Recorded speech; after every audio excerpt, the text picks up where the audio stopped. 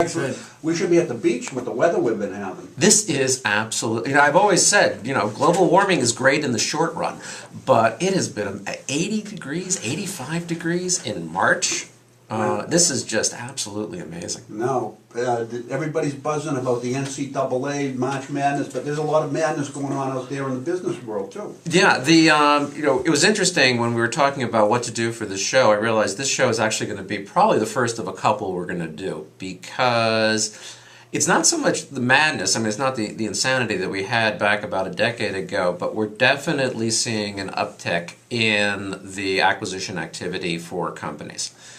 So when I was coming over and we were thinking about what to talk about today, we've talked a lot about, businesses setting themselves up, building, getting prepped, all that type of thing, but I think it's about time we start talking about when the decision has been made, however the reasons are, and we've talked about that in other shows, that okay, it's time we want to sell the company, or we're interested in selling the company.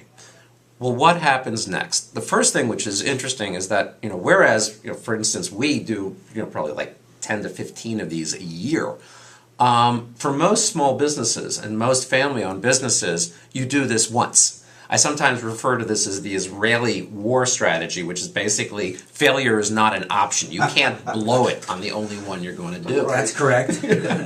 So, for businesses, they want to say how to do it. Now, they've never done it, okay?